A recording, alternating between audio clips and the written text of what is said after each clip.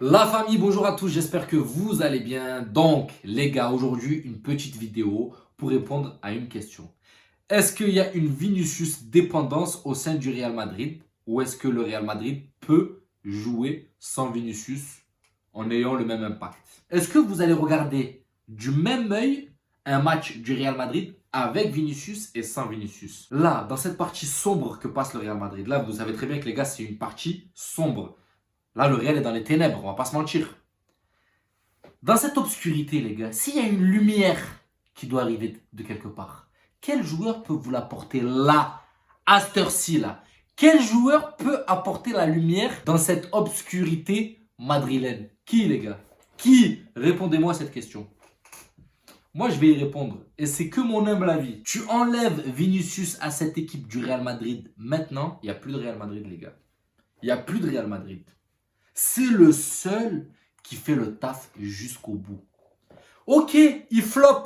Ok les gars, ça arrive. Il y a des jours, il flop. Mais il tente. Il fait des choses. Il fait le taf. Il persévère. Les gars, faut pas oublier d'où vient Vinicius, les gars. Faut pas oublier qu'il y a 1,5, 2 saisons, voire 3 saisons derrière. Benzema, qui était le leader de cette équipe, disait de ne pas jouer avec lui, les gars. Il joue contre nous. Vous vous rappelez de cette polémique? Je faisais pas encore des vidéos sur le Real. Faut pas oublier d'où il vient, les gars. Ce qu'il a emmagasiné psychologiquement et tout. T'imagines la star de ton équipe qui porte ton équipe dit que toi, tu joues contre ta propre équipe. Imagine un petit peu la conséquence psychologique et morale. Hein? Et j'en passe et des meilleurs parce que là, à l'heure actuelle, le mec se fait traiter de singe à pratiquement chaque match. Après, je ne mets pas tout le monde en porte-à-faux, mais voilà, c'est la polémique actuelle. À chaque fois, Vini se fait traiter de singe. Les insultes, racisme. Je parle même pas du jeu sur le terrain où ça le cisaille de tous les côtés. Des fautes, en veux-tu, en voilà. Est-ce que les gars, vous savez combien Vinicius a pris de tacles, a subi de fautes? Est-ce que vous savez combien Vinicius a subi de fautes là pendant les 20 matchs, les 20 premières journées de Liga? 79, les gars. 79 fautes. Rien que sur le match contre Mallorca, les gars, il en a pris 10. Est-ce que c'est pas énorme? Mais ça, c'est un détail. Donc, là où je veux en venir, les gars, c'est qu'il faut pas oublier que le mec, il a un mental. Il est persévérant. Ça ne l'a pas abattu. Les gars, il y en a un qui se fait insulter de singe, il quitte le stade direct. Et c'est normal. C'est normal. Il y en a, ils se font insulter. Insulte, racisme, ils ont plus envie de continuer, l'atmosphère est mauvaise, ils ne méritent pas d'être insultés de la sorte, ils quittent le stade, c'est tout à fait compréhensible. Mais c'est pour que vous voyez un petit peu la capacité du jeune à emmagasiner la pression. Après là, si au jour d'aujourd'hui il est à bout, ça se comprend. Mais là, quand je vois Vini, j'ai l'impression qu'il ne va jamais être à bout. Parce que lui, il répond sur le terrain. Il répond sur le terrain, les gars. Et c'est là où je fais une vidéo à son honneur et il la mérite. Il la mérite, les gars. Parce que pour moi, Vini, c'est la star. Point. Vini, c'est l'avenir du Real Madrid. Vinicius, ok, j'en reviens à ce que je disais tout à l'heure. Ça lui arrive de flopper. Ça lui arrive où des fois il t'énerve. Moi-même, les gars, moi le premier, je le critique. Hein. Moi le premier, quand dans son jeu, il me saoule, je le critique. Mais au fond de moi, je dis la vérité, les gars. Si j'ai un espoir en fin de match, dans les 10 dernières minutes, et que je vois que l'équipe elle est claquée comme elle est actuellement là, le seul de qui où je peux voir sortir une lumière de cette obscurité, je le dis et je l'assume, c'est Vinicius. C'est pas Kroos, c'est pas Modric, c'est pas Benzema. Benzema nous l'a fait l'année dernière. Mais de ce que j'entends, les gars, ouais, c'est grâce à Courtois et Benzema. Oui, Courtois étincelant. Benzema étincelant. Mais dire que Vinicius n'a pas participé, c'est cracher dans la soupe, les gars. C'est cracher dans la soupe. Parce que Vinicius, les gars, l'année dernière, il a fait une saison hors norme. Hors norme. Il est toujours là, les gars. Vini, il est toujours là. Il se fait insulter de mono tous les matchs. D'accord? Il se fait prendre 400 000 fautes à chaque match. Et il est toujours là, les gars. Toujours là. Donc, est-ce qu'il y a une dépendance, Vini? Là, à l'heure actuelle, le résultat n'y est pas. Donc, on ne peut pas parler de dépendance, Vini. Mais comme je l'ai dit et je le répète et je l'assume clairement, s'il y a une lumière qui doit émaner de quelque part, c'est Vinicius qui va l'apporter. Oui, ça lui arrive de ne pas être en forme. Il y en a, ils disent, les gars, il faut le mettre sur le banc, 1 ou 2 matchs, il prend trop la confiance. Je suis pas contre qu'il se pose un match ou quoi. Bien sûr, là, ça va arriver contre Elche, les gars, il sera pas là. Mais c'est notre Vinicius, les gars. Moi, mon Real sans Vini, je vous le dis, c'est plus le Real. Clairement. Je vous le dis, ça va être compliqué d'avoir un Real sans Vinicius.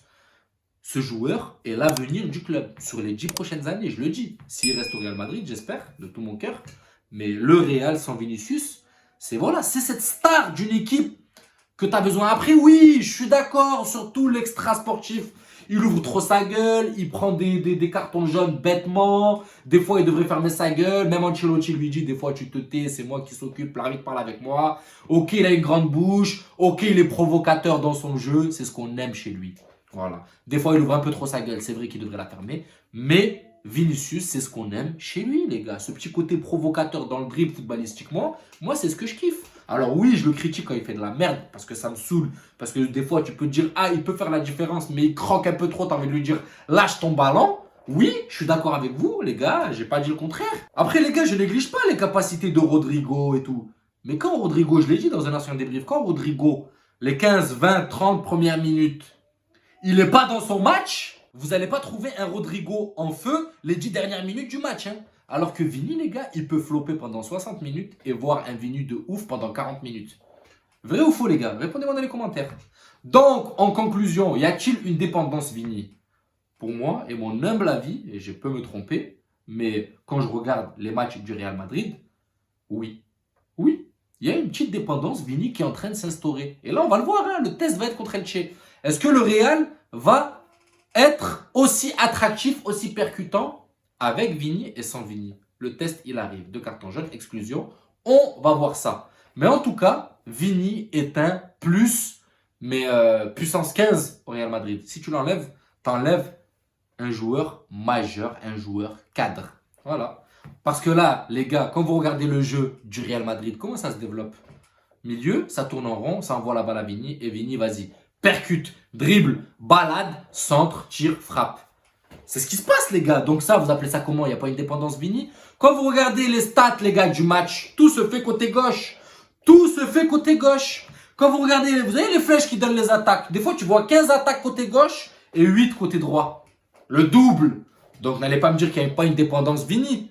C'est le joueur qui, voilà, qui met le feu dans une défense adverse et c'est le joueur dont on a besoin. Et si on dépend d'un joueur comme Vini, c'est pas grave, c'est pas grave. Tant qu'il est là, qu'il est en forme et qu'on le met sur un piédestal, moi je vous dis, c'est l'avenir du Real Madrid, ce joueur-là. Alors oui, vous me parlez de Jude Bellingham, vous me parlez de tous ces joueurs-là sur lesquels voilà, le Real Madrid se place pour l'instant, parce qu'on ne sait pas avec Florentino Pérez.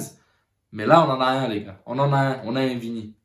Il y a un Neymar, les gars, que quand il était au Barça, c'était un Neymar prime. Hein. C'était un Neymar prime. On s'est dit, lui, c'est l'avenir, les gars. Ballon d'or, en veux-tu, en voilà, il va en avoir. Il a floppé, les gars. Vini, 22 piges, ça peut être le futur Neymar, mais sans le flop. Voilà la famille, j'espère que la vidéo vous plaira. N'hésitez pas à me donner votre avis dans les commentaires et vous, de me dire qu'est-ce que vous en pensez. Est-ce qu'il y a une dépendance Vini au Real Madrid? Sur ce, je vous souhaite une bonne soirée. Je vous dis à la prochaine vidéo et prenez soin de vous. Ciao la famille.